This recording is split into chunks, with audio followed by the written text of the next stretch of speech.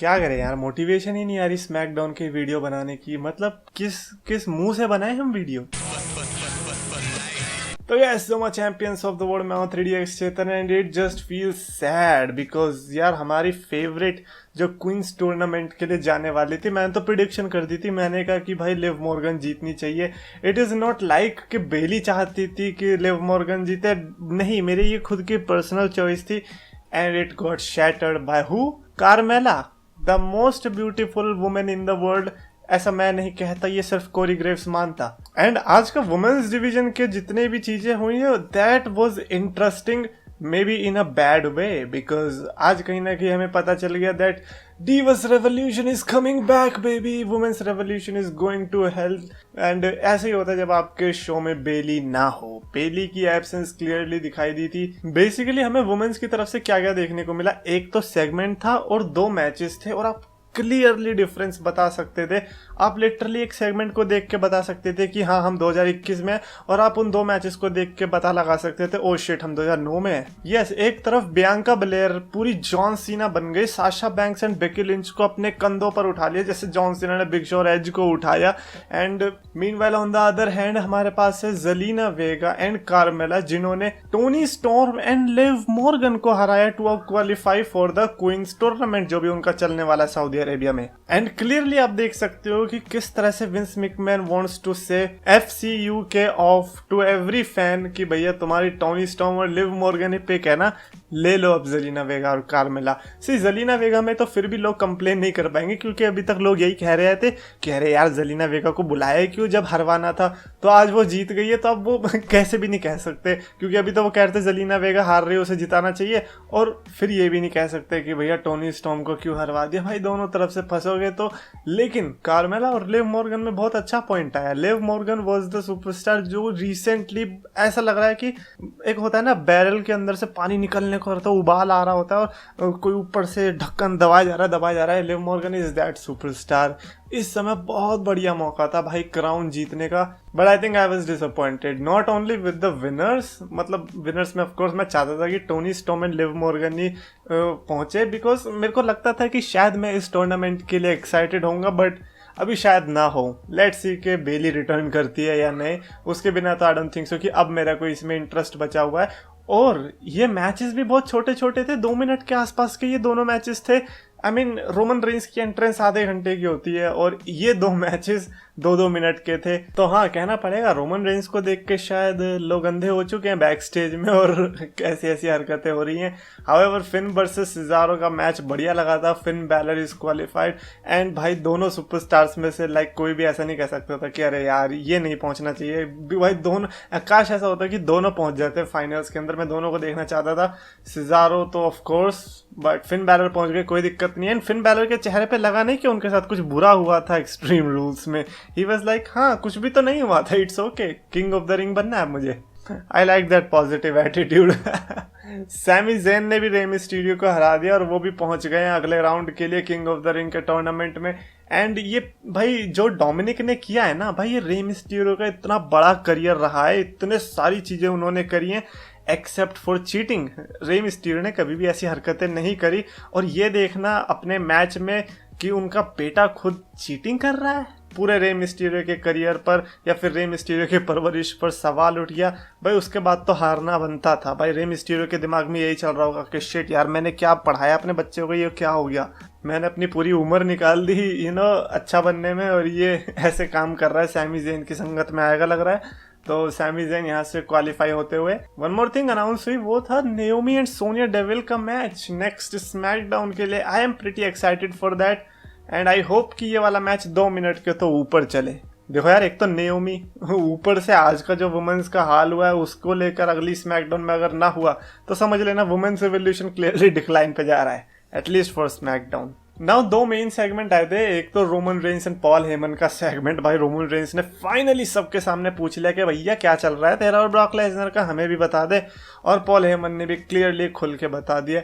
And I know कि अब अगले हफ्ते ब्रॉक लेसनर आएंगे और फिर से पॉल हेमन की कुछ टीज कर देंगे, रोमन रेंस को फिर शक होने लग जाएगा।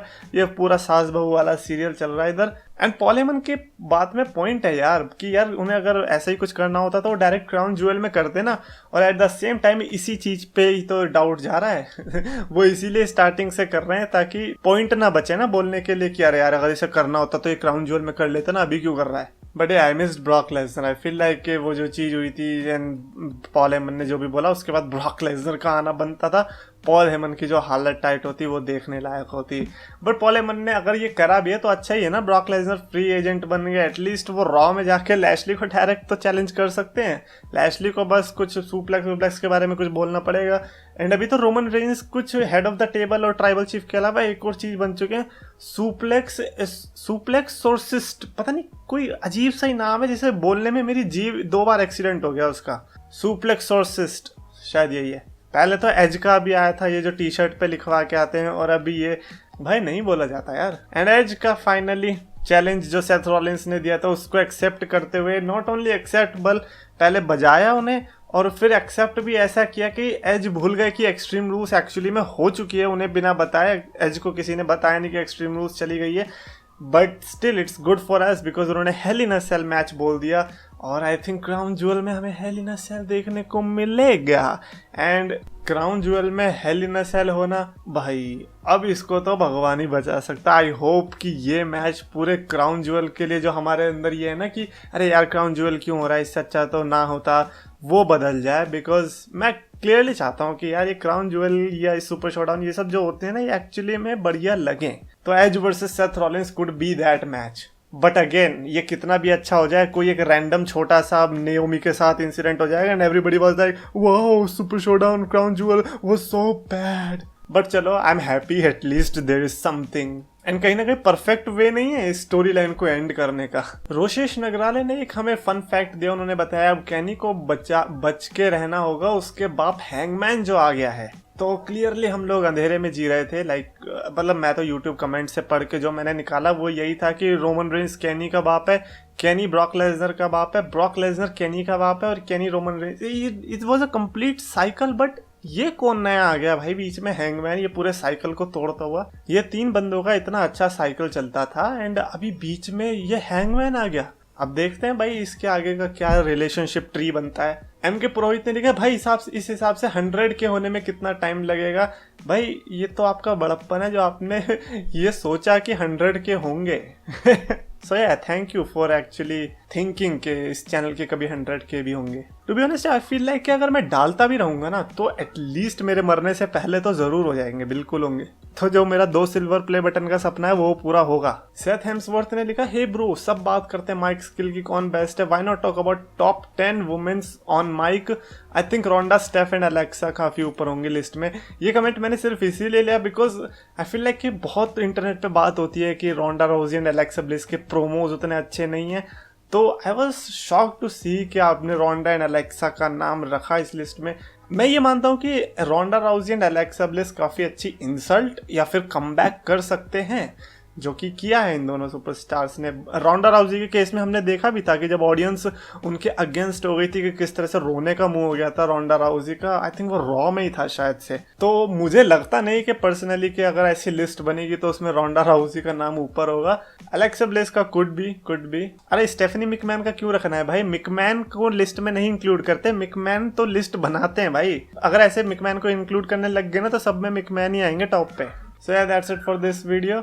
And I hope you are also sad to see Tony Storm and Liv Morgan lost like that, just like me. मतलब मेरे को तो उतना बुरा नहीं लगा, वो तो बेली को बुरा लगा होगा तो इसीलिए मुझे बुरा लग रहा है कि उसे बुरा लग रहा होगा कि किस तरह से लिव मॉर्गन हार गई। तो और हाँ सबसे बड़ी बात भाई साहब पिछली वीडियो पे क्या लिंक की डिमांड करी है लोगों ने। डोंट वरी मैं वो वाले लिंक सप्लाई नहीं कर रहा हूँ, बट जो वो मैंने बताया था ना कि इंडिया में भी एक फाइट हुई थी, आई थिंक पड़ोसियों के बीच में हो गई होगी किसी बात पे, तो उसमें एक बंदे ने एक से ज्यादा स्पीयर मारी थी। एंड अभी मैं लिंक ढूंढने के लिए गया तो एक्चुअली मैं दोबारा से वीडियो देख के मेरे को पता चला कि यार उसको सिर्फ लिस्ट में इंक्लूड नहीं करना था बल्कि उसको नंबर 1 पे रखना था, क्योंकि जिस तरह से उसने बैक टू बैक 3 स्पीयर मारी है, तीनों की वेरिएशन देख के आप अंदाज़ा लगा सकते हो कि कितना वेल ट्रेंड बंदा है, कैसे कैसे उसने उड़ उड़ के स्पीयर मारी है। और उसका लिंक आज मैं दे रहा हूँ पिन कमेंट में, तो एंजॉय करो। लेकिन ऑफ कोर्स उसको कहीं पर यूज़ मत करना। वो तो उस आंटी को आरकेओ नहीं आती थी। इमेजिन करो अगर तुम किसी को मारने का और उसको आरकेओ आती हुई,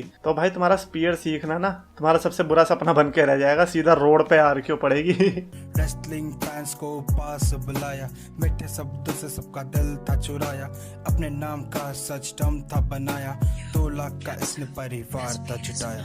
पर समय की मार है, ये मेहनत की हार है, ये खुद को बदलना तो मेरे शब्दों के विचार है। अफसोस है कि आज सबने इसको भुलाया, फ्राइडेज को इसने आरकेओ था लगाया, फ्राइडेज को इसने आरकेओ